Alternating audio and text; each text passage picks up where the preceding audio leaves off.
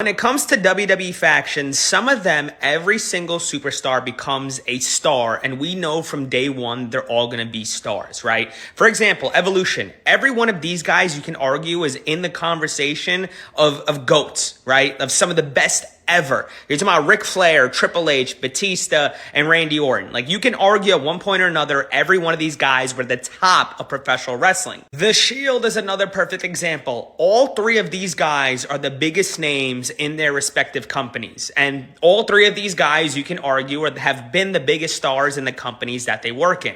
But there's two factions where there's one person that was in the faction that you did not think would become the biggest star from that group, but they did. When it comes to Nexus, every single person assumed that Wade Barrett would be either a future world champion or a massive main eventer.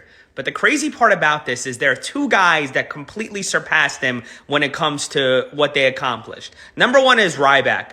Ryback actually, made it to be a main event player, even though he never really held the world title. But there's someone even bigger in this picture.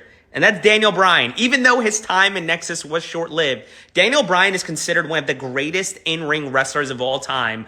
You can argue one of the greatest AEW stars of all time, one of the biggest baby faces in the history of the WWE. But there's also one more example of a faction member that completely outshined everybody else. In the Spirit Squad, Kenny was supposed to be him. He was supposed to be the next guy up. And obviously a lot of backstage stuff was the big reason why he never made it to the next level.